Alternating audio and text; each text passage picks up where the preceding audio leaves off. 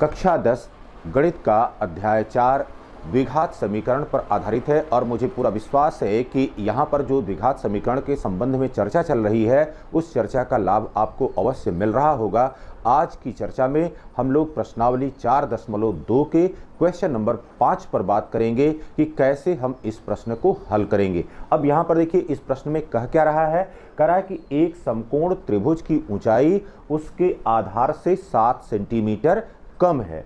यदि कर्ण 13 सेंटीमीटर का है तो अन्य दोनों भुजाएं ज्ञात करिए। तो अब यहाँ पर क्या क्या दिया गया है सबसे पहले उस पर स्पष्ट हो लेना है। यहाँ पर एक समकोण त्रिभुज की ऊंचाई उसके आधार से 7 सेंटीमीटर कम है। तो सबसे पहले एक रफली डायग्राम आप बना लीजिए और रफली डायग्राम बना करके एक समकोण त्रिभुज हमने बना लिया। ये हो गया ए, बी और सी। अब यह BC भुजा क्या है? यह BC भुजा यहाँ पर आधार है और इसको हम कहते हैं लंब और या क्या कहते हैं? लंब या ऊंचाई कहते हैं और यह भुजा यहाँ पर कर्ण है। अब यहाँ पर देखिए बेटा, समकोण त्रिभुज की ऊंचाई उसके आधार से 7 सेंटीमीटर कम है। इसका मतलब यहाँ पर अब आधार BC को रिफरेंस लिया गया है। तो अब मानेंगे कि माना आधार यह बराबर है x सेंटीमीटर और फिर ऊंचाई उसके आधार से 7 सेंटीमीटर कम है। इसलिए ऊंचाई यह बराबर है x - 7 सेंटीमीटर के। फिर यदि कर्ण 13 सेंटीमीटर का है तो यहाँ पर कर्ण यह बराबर दिया गया है 13 सेंटीमीटर के।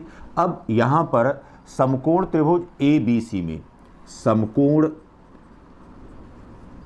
त्रिभुज ABC में पाइथागोरस की प्रमेय से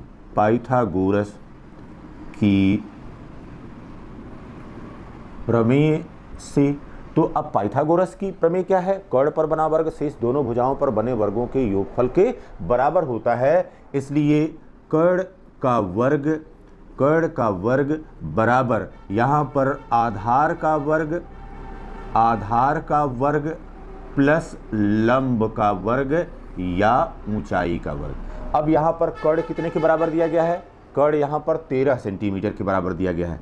तो यह हो गया 13 का स्क्वायर बराबर और आधार कितना माना हमने x का, तो ये हो गया x स्क्वायर प्लस ऊंचाई या लंब कितना है x - 7 का square.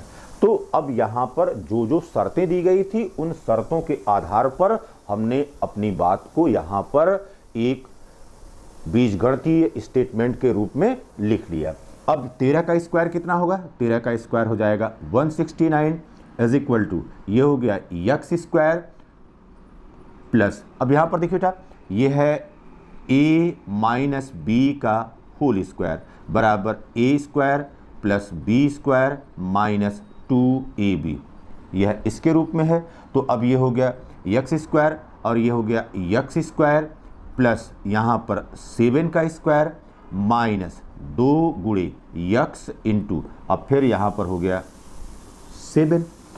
169 is equal to x square plus x square, अब प्लस यहाँ पर 7 का स्क्वायर है, ये हो गया 7 49, फिर माइनस 2 सत्ते 14x 0 बराबर। अब देखिए इसको हम पक्षांतरित करेंगे। अब किस तरफ? यहाँ पर दाहिनी ओर ले आएंगे।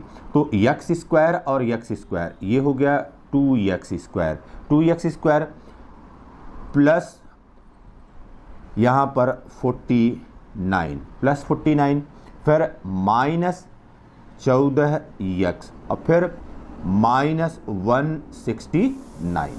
अब देखिए बेटा 0 बराबर 2x स्क्वायर, अब माइनस, अब ये 14x, अब फिर देखिए माइनस 169 है तो 169 माइनस और यहाँ पर 140, यहाँ पर केवल 49 है 49, तो ये हो गया 120 के, तो ये हो गया -1 20 के, या इसी को लिख सकते हैं 2x² minus 14x minus 120 is equal to 0। अब यहाँ पर देखिए 2 कॉमन हो जाएगा, ठीक, 2 कॉमन हो जाएगा। ये हो गया x² माइनस यहाँ पर हो गया अब 7x एंड माइनस अब फिर यहाँ पर हो गया 60 इज इक्वल टू 0, या यहाँ पर हो गया x² minus 7x minus 60 is equal to 0। अब ये हमारा द्विघात समीकरण हो गया शर्तों के अनुसार। शर्तों के अनुसार यह द्विघात समीकरण हो गया। अब इस द्विघात समीकरण को हमको हल करना है। तो आपको बताया हुआ है कि यहाँ पर अब क्योंकि a बराबर 1 है तो इसका गुणा करेंगे, a इंटू सी करेंगे तो माइनस 60 आएगा। तो पहले 60 का हमने अभाज्य गुणनखंड करके देख लेना है कि कैसे ये मिलेगा। अब यहाँ पर देखिए बेटा 2 से भाग दिया, ये हो गया 30, फिर 2 से भाग दिया, यहाँ पर हो गया 15, फिर अब यहाँ पर ये हो गया 3 बचे 15, फिर यहाँ पर हो गया 5 एकम 5। तो अब यहाँ पर देखिए, यहाँ पर हमको ले आना है कितना, यहाँ पर ले आना है हमको -7x के, इसलिए this implies that x² minus 7x minus 60 is equal to 0। ठीक, अब यहाँ पर देखिए, यहाँ पर ये हो गया 2 दूनी 4, 4 तियाँ 12। ठीक, अब देख लीजिए बाबू, यहाँ पर 4 तियाँ 12, फिर अब ये हो गया -12 और प्लस यहाँ पर 5, -12 और प्लस 5। तो अब इस मध्य पद का हमने मिड टर्म का क्या करेंगे, स्प्लिटिंग करेंगे, इसको तोड़ेंगे। तो अब ये हो गया x² माइनस और ये हो गया 12x plus 5x minus 60 is equal to 0। This implies that, अब देखिए यहाँ पर समूह बनाने की प्रक्रिया या ग्रुपिंग की प्रक्रिया करेंगे। ग्रुपिंग की प्रक्रिया में 2 समूह बना लिया। अब यहाँ पर ये हो गया, यहाँ से कॉमन x इंटू और ये हो गया x माइनस 12, फिर प्लस यहाँ पर हो गया 5 कॉमन और ये हो गया x minus 12 is equal to 0 के।